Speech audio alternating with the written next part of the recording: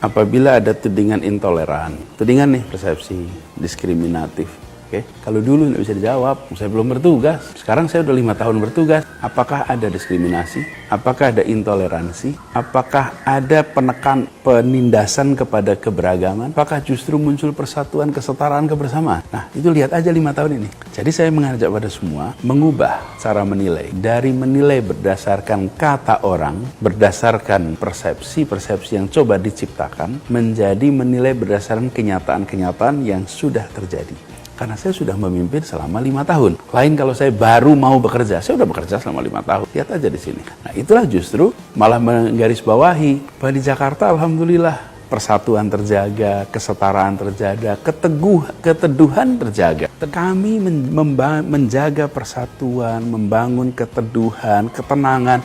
Orang merasakan, tapi orang tidak sadar bahwa di balik rasa tenang, rasa teduh itu ada usaha yang serius. Saya mendatangi semua kelompok.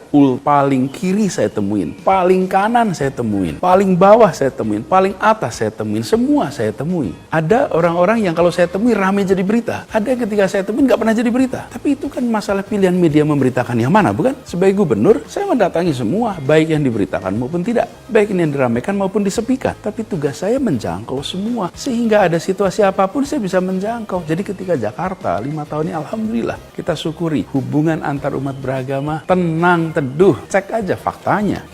Beberapa hari yang lalu muncul, nggak tahu sebetulnya gimana bertanya ini dengan proper, muncul video Bapak dengan Rizik Syihab. Ketika konteksnya label, apa Bapak tidak khawatir nanti orang akan mengasosiasikan pertemuan atau video tadi, sorry kalau saya ambil dari sosmed tadi, dengan label-label tadi? Mas Riko, kenapa nggak tanya kenapa saya ketemu dengan kardinal beberapa hari yang lalu? Saya mau bahas itu juga. Sebelumnya saya tahu Bapak ketemu dengan kardinal beberapa kali. Exactly. Itu yang saya katakan. Disinilah letak yang saya sampaikan tadi. Saya ketemu dengan yang paling kanan, paling kiri, paling atas, paling bawah, semua pemimpin agama saya temui. Tergantung lawan membesarkan yang mana. Ya nggak mungkin lawan membesarkan Anies ketemu Pak Kardinal. Waduh, terciptalah Anies gambarannya sebagai orang yang toleran. Anies ketemu dengan PGI wilayah DKI Jakarta. Terjadilah Anies, wah toleran betul Anies tidak mau. Itu yang saya katakan tadi.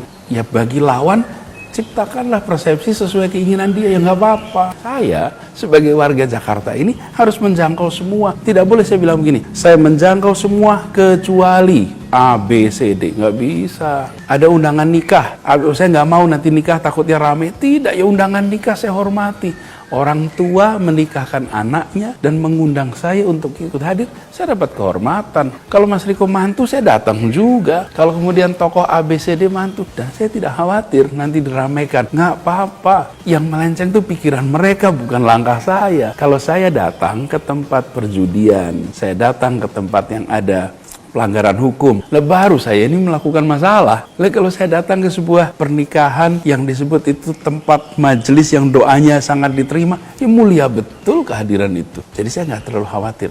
Dan saya sering sampaikan, belajar dari sejarah. Sejarah itu membuktikan pelabelan-pelabelan lain-lain itu tidak akan bisa bertahan kecuali dia ditopang dengan fakta. Ketika tanpa ditopang sama fakta, maka dia akan lewat oleh waktu. 2017 segala macam label, sekarang 2022, silahkan buktikan. Kalau tidak ada, silahkan orang yang objektif, orang yang menggunakan akal sehat pasti menghapus.